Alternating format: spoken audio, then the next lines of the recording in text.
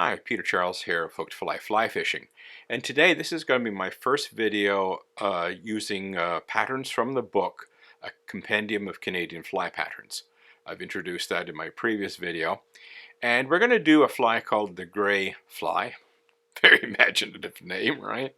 The gray fly, by Noel Money. And this can be done in a variety of sizes, from quite small, from trout size, all the way up to big salmon size and a 2-knot hook. So we're going to do it on the size 1 hook today. Also, it's done on regular shanked hooks with the down eye, but I'm doing it on an up eye hook because it happens to be a hook I like. So let's get looking at the material. The hook, as I say, is a deep water salmon in a size 2. The thread is a Vivas 10-aught in black. The rib is Uni French in a medium silver. The body is a uni yarn in gray. Our hackle is this nice webby orange hackle. And we're going to be using bronze mallard for the wing. Now, something I will say about the bronze mallard. This is a rather large feather. I have smaller feathers like this one. However, this one's not very even. So you've got choices. You could use this in smaller feather, strip it back, try to use the whole thing, but it's got weird bends to it. The other alternative is using a larger feather like this and just taking a chunk of the barbs and using that. That's what we're going to do today. So let's get started.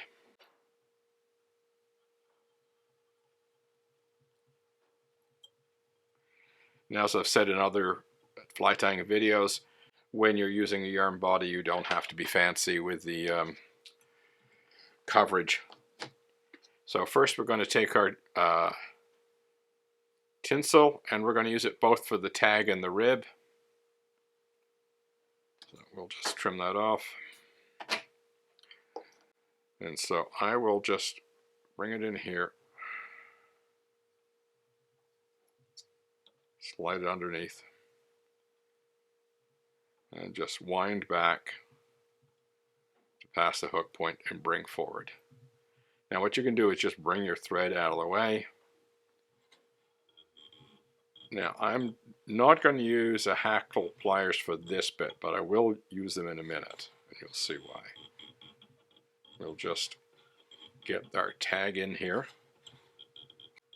Now I'm going to put the hackle pliers on now because I want to have some weight. Make sure nothing moves.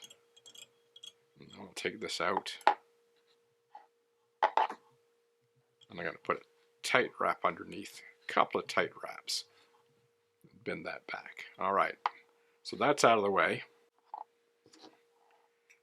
Now we're going to tie in our yarn.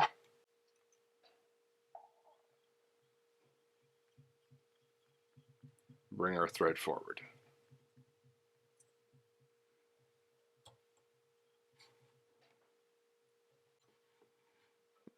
Start the yarn a little bit off the bump, then I'm going to come forward and back off tension so it fluffs up.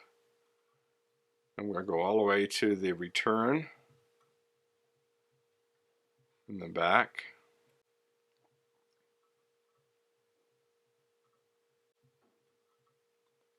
We'll take it up on the bump here. Just notice I've got my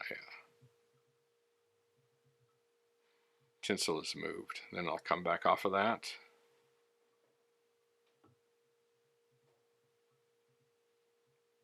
It's one way to deal with bumps when you're using yarn. Now I'll go up onto the return. There we go.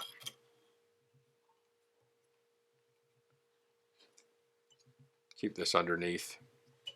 If you want to get a little extra strength, fold it back, then trim it off. When you fold it back like that, you do lock it in place. It creates a little extra bulk, but it does make for a stronger fly. Now, we'll wrap our rib.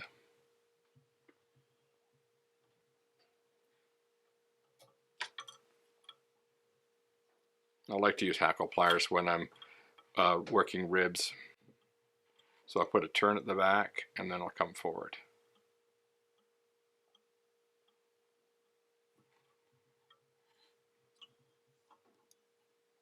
Again, I'll keep that rib underneath.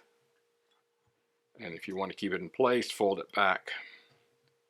Again, it creates bulk, but you want a pretty fly or you want a durable fly, your choice. Now you can see I've got the entire hackle feather here. I'm not going to use it all. What I'm going to do is try to select a starting point on the feather where the barbs are about the length of the body. And I don't need a huge hackle here, so I'm going to strip back about that much. Let's see if I turn it here. There we go. About that much, and I'm going to cut a tying end point. There we go.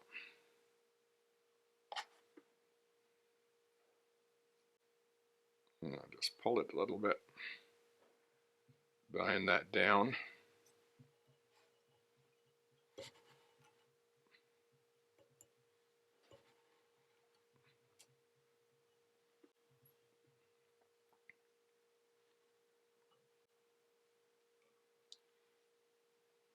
Okay, we're just going to fold the barbs back.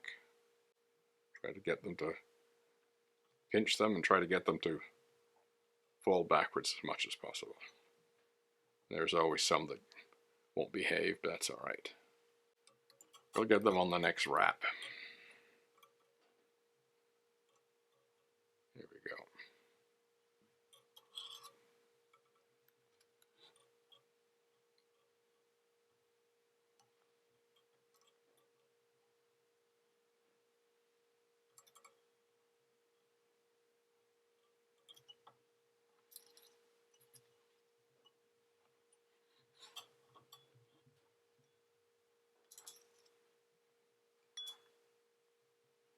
And again, fold back, and you can break it off.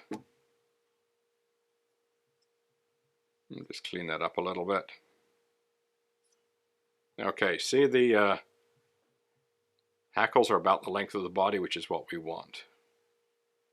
Now we're going to come in and work with this feather. I'm going to trim some of it off so I can grab hold of some of the barbs. And what I'll try to do is straighten them up as much as possible and lay on a clump. Now, before I do this, if you've ever watched elegant Lady Carolines being tied, you notice a lovely tinting of the wings. They go out of the way to make everything beautiful. And that's cool. That's a lovely looking fly. What I've found with working with mallard is that if you leave the ends ragged, they move very, very well in the water. It's a more fishy appearance, not as pretty, but I think it fishes better. So that's going to be more where I'm aiming for today. So I'm going to take about ½ an inch of those barbs and trim them off. So that's what I've done here. So I'm going to try to straighten them up as much as possible.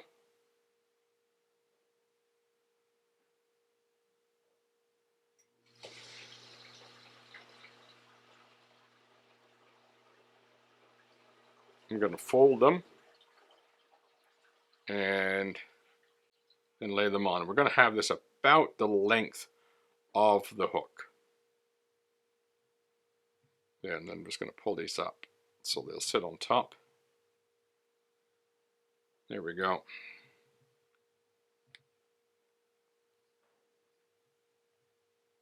Bind down nice and tightly.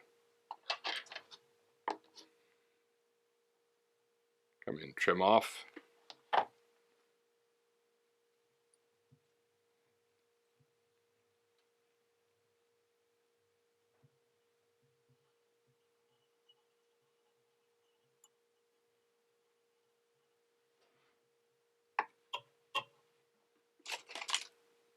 Now we'll whip finish.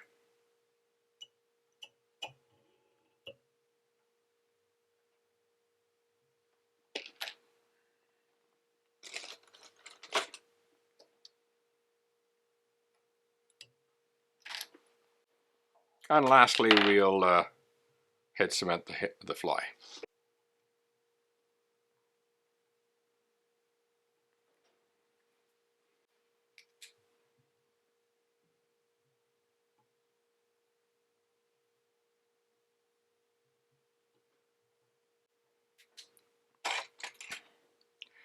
Okay, there's our gray fly ready to go fishing. Simple pattern, but often these simple patterns work very nicely.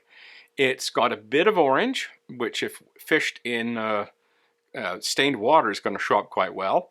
Plus it's got that brown mottled wing, and it's got the gray body. I mean, that gray body will get a little darker when it's wet and offset with the silver tag and rib. It's going to look great in the water.